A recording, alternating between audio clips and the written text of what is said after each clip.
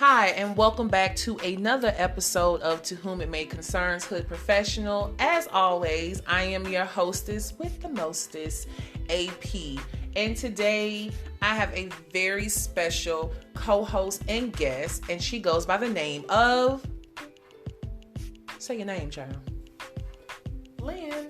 She goes by the name of Lynn. And today, we are going to talk about the art of hustling.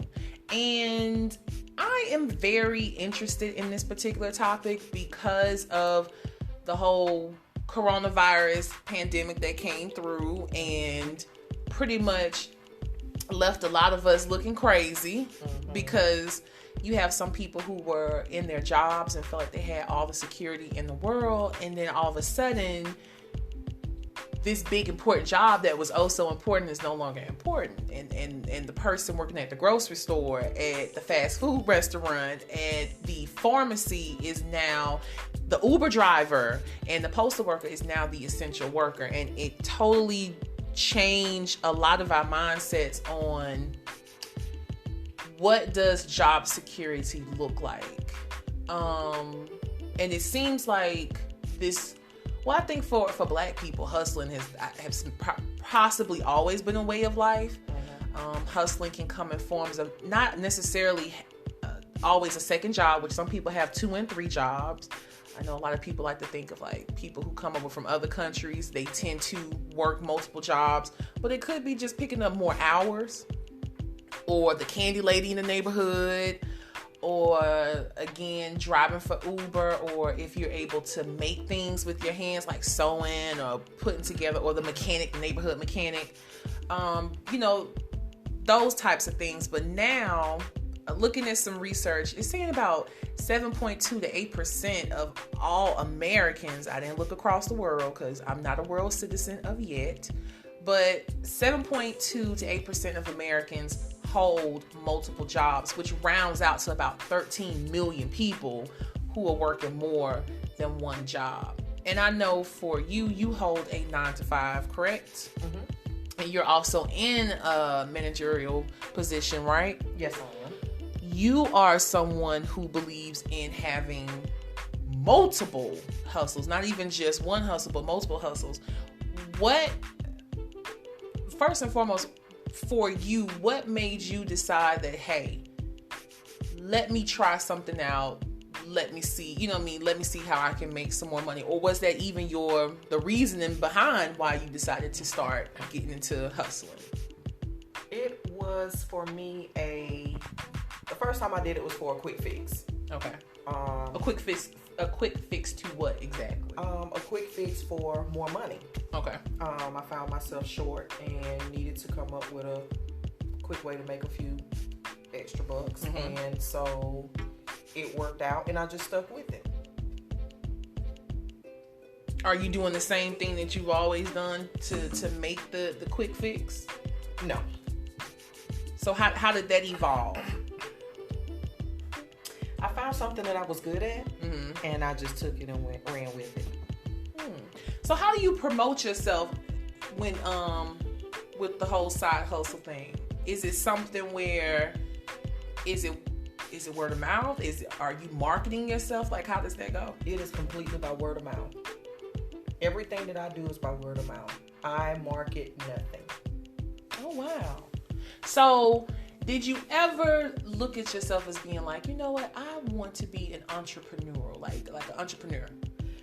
Entrepreneur? Yeah, because I feel like I said that with like a mirror. Yeah, like I'm from Maryland or something. I'm not. Nothing against people from Maryland, but that's just not me. What was the question again? Have you ever had like aspirations of being an entrepreneur or a business owner, anything like that? Yes. I know that I am not supposed to be working for anyone other than myself. That I know. And why is that? Because I know I can do it. I have the mentality to get it done. Mm-hmm. I don't feel like I should make money for other people mm-hmm. and not make any for myself, so to speak. Gotcha. What I'm making for them, I should be able to bring and do for myself. I should be able to bring all that to my pocket. Okay, so here's my thing that I try to wrap my mind around, because I really do. I admire people who can go out there and create something from scratch, or not even necessarily create it from scratch, but because one thing I tell people, it doesn't matter if the market is saturated with your particular idea or your product or service. And I'll never forget, I saw something somewhere on social media for once. Sometimes social media is actually a good thing. I was reading this quote where it spoke about people, you go on the bread aisle, there are multiple brands of bread. True that. Everybody, there are most people that are selling bread, but they still selling bread, and it's still it's still getting bought. People are still buying the bread because everyone has a preference. So no matter the price. So how do you get yourself to a point where you launch? Not quite sure. I am not quite sure on that. I took a gamble. I gambled on myself. I bet on myself. And I just did it. I had other people telling me, oh, you should do this, you should do this, you should really step out and do this because you're so good at it, and you have doubt. You're not sure if you're going to really make it because you're so complacent. I know my 9 to 5 is a sure thing. So we thought. Which, to be honest, I was in the second round of furlough. Okay. Well, let me take that back. The first set were fired. Okay. I was in the first round of people being furloughed. And I even had my employees telling me, oh, you're in. They're not going to furlough you. You're in. I'm like, what make you think I'm any more, valuable than you guys are? No. They told us all at the same time. Hey, March 27th, see you. And what's furlough for those of us who may not be savvy with? Furlough is being laid off from your job, but you still have benefits. Okay. So you aren't receiving a paycheck, but you do still have your health benefits. Okay. And you're basically just not reporting to work. So they're holding your position until work is available again. Okay. Well, I can get with that. When you say overcoming the doubt, you were saying with that and gambling on yourself, and then you were saying that your 9 to 5 isn't. Well, your 9 to 5 quote unquote is a sure thing. Okay, yeah. Go for it. I'm sorry, I interrupted you. It's more of a sure thing, and to be honest with you, I am complacent. I hold myself back, and I know that. I feel like, should I step out there and let my 9 to 5 go? Will I be able to survive? I will, but I'm not at a point where I'm ready to invest that amount of time into it. I have other things going on that I need to get in place first, and then I'll be able to invest that time more into myself. And then, yes, I'll be able to market my brand a little bit more. Okay. I guess for me, the way I see it, and this is just me speaking from my viewpoint, and it could also be like how I was quote unquote raised, because I didn't necessarily have to do a whole lot. No, you did not. Around the house. And even in college, my, mama wasn't a stickler for me having a job while I was in college. So for me, I come in with the mindset of like, I should be able to hold a job that affords me to be able to take care of the things I need to take care of and live the lifestyle that I want to live. And I don't want to have to have multiple jobs, because I feel like that is time consuming. However, if I can come up with some type of idea where I can make money while I sleep, where I don't have to physically be involved with, this product or service or whatever being, happening, then I'm all here for it. So my thing is this: how are you able to dedicate time for the 9 to 5, the hustle, and the things that are important to you, like family and also self-care? What does that look like? I dedicate majority of my time to 9 to 5, the hustle, and Mike. self-care I do not do, which I know is very important, which or you probably don't know this past week, that's why I haven't been going to work. Okay. It's for, I needed that downtime. My body has finally told me, hey girl, you're doing a little bit too much. So although I took maybe 3 days away from work, because my job is remote. Okay. So I took 3 full days away from work and then used the remainder of that time to just work from home. So I worked maybe from like 8:30 to 12, and then the rest of the day was for me. So all this time has been me with my self-care. So okay. I didn't want to leave. I didn't leave. If, I did, whatever needed to be done. I didn't pamper myself, which I don't think I should have had to do, but that was me taking care of me.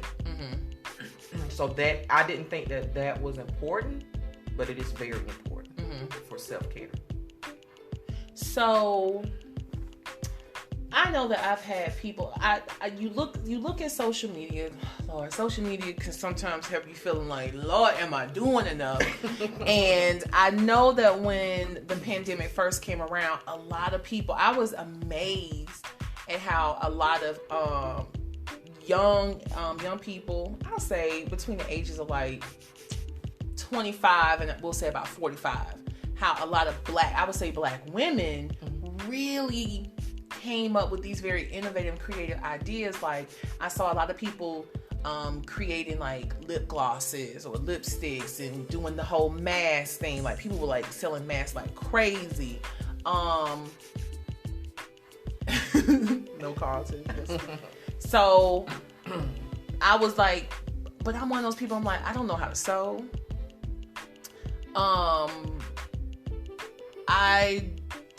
I'm more of like a creative and in terms of like liberal arts, that type of thing. And I didn't know anybody who was gonna want to pay for me to sit up on OnlyFans and watch me write or do my cabaret. But I don't know, maybe somebody would have. I believe so. How do you really, once you get past the doubt, how do you really find a way to put what you do on display for people to say, boom, here I am, here it is, come and get it? They see what I do at work. They see what I do on my 9 to 5. Let me put it that way. My 9 to 5 speaks for itself. And once you see my 9 to 5, then you'll go, okay. You see my vision. Okay. That makes sense. So a lot of what I do is based off my main source of income. I just piggybacked off of that and just took it and made it my own. That makes sense. Well, and going forward, like how much longer do you think that you are going to hold on to the 9 to 5 and then just go full-fledged into the side hustle? Well, now the side hustle is no longer your side hustle. It's your business. How, is there a timetable? Are you strategizing that? Do you have like a plan in place? What does that look like for you? I really don't have a plan. But I don't see myself at my 9 to 5 any more than 2 more years. I think after 2 years, I see myself just diving head first into doing what I want to do. And are you so what about the benefits? What does that look like for you? Like, are those some of the things that you're factoring in about once I leave this 9 to 5, there are now going to be additional costs that beforehand I didn't have to worry about because my employer was taking on the bulk of that, and now these things take on all of it. Okay. But now these things are going to fall on me, to you. Yes, I have taken that into consideration, and I'm hoping that you will assist me with that. Thank you very much. Do you think it's necessary for you to take any type of business classes or anything like that? Or do you think it's one of those things where it's experience is the best teacher? I think it's both. I'm pretty handy dandy with finances, but now business finance, I am not So I think that I will eventually take business classes to make sure that what I'm doing is correct, and I'm taking full advantage of everything that's out there for me. But also experience is a good teacher. A good teacher, that is true. But experience doesn't always factor in finance. That's two totally different things. And I can be great at experience, but suck at finance. I know how to make $1, but do I know how to properly spend that $1 to make sure that I'm getting everything out of it? I love squeezing blood from a turnip. I do. Name one person that does, but that's just me. So I want to get the most bang for my buck. So yeah, eventually I will take business courses, and I'll probably do that within the course of the next couple of years to make sure that when I do step out there, I'm doing it the right way. So what do you see for this business? Like, if you could, well, because you can, so I'm not gonna say if you could, you can. The biggest dream or the biggest vision, because I like to think about visualization. The biggest vision for yourself. Where do you see your business being or becoming for you? Like, what does it look like for you when you think about your business? What does that look like?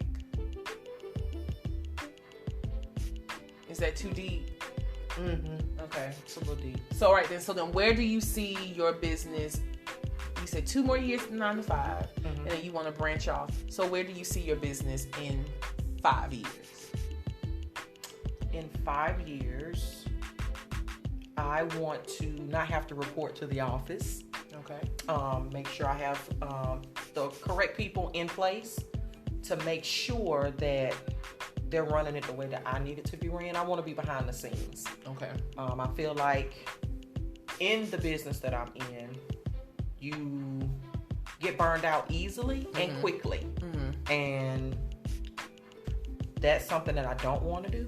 I know the first couple of years I will be a little burned out, but that's because I'm investing in myself. Right.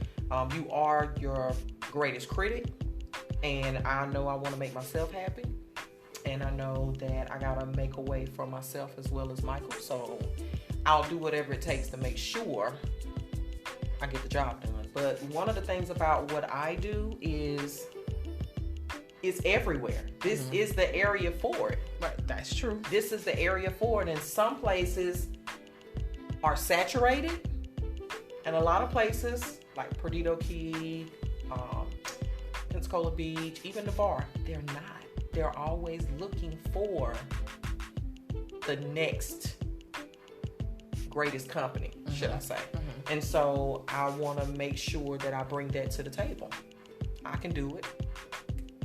I just don't want to burn myself out right now. Right. So once in a couple of years, like I said, when I'm ready to invest more to myself, I'll be able to handle it. Okay. Awesome sauce. Well, I want to thank you for your time and sitting down with me and going through this. And my goal is that, I'm here to see it. And if not here physically to see it, I get to see the glory of it from start to full manifestation, which is already in motion. It's just like you said, it just takes that time for you to say, hey, I've come to my end here. Now it's time for me to really give this my full all. And I commend anybody who's able to, because like I said, you see these success stories that people have via social media, but I don't know those people. And that's not to say they're lying. It's just that it's always great to have a real connection with a success story. And the thought is behind it is it's not about enviousness. It's more so about putting yourself out there and letting people see that, hey, if I can do it, you can do it. So I definitely would like for you to work on that whole marketing thing, because people need to see, and people need to know that just because you may not have all of the starting pieces that somebody else has. Because, a lot of these people be coming from like corporate jobs, and they've accumulated enough money where they could save up. Like people say, oh, I move with like $10,000. I was like, child, that's not a little bit of piece of change. Like that's a nice little nest egg. I also have a friend who was, before she quit, she had well over more than that, you know what I mean, to start off with. So it's just like, it's important that we get to see all the different pieces, all the different, the different stories. It's a lot of different moving pieces, and there's a reason why I don't market right now, but once. But it's okay. I'm just saying, just stick your head out and oh, I do. I'm here. And let people know, because it's important. Like I said, people looking at you, and even though you don't know that they are, but people looking at you and they watching, they just want to see, okay, like, all right, my situation is similar to hers, but she didn't let this stop her from going forth. Like, she used what she had as a launching pad, and she used that to push forward. I need to connect myself with her. I need to model, what she's doing, because I know her, and she went from here to there. So kudos to you, and we're all looking forward. And do you want to follow us? Do you want somebody to follow you on social media? Anything like that? No? Okay, she's very private, y'all. But anyway, thank you so much for tuning in with To Whom It May Concerns, Hood Professionals. I love and appreciate your listenership, and hopefully you gain some inspiration and aspiration from this conversation. And as always, if you would like to be a part of the podcast, because I'm going to do a series of the Art of Hustling. This will not be the first nor the last, because you have a story that needs to be told, and everybody needs some type of inspiration that they can hold on to. Again, sometimes seeing is believing. Just being able to see somebody that you have a connection with, or who looks like you, or is in the same situation or similar situation as you, can really help you to say, you know what, 2 tears in a bucket, fuck it, I'm going for it. So until then,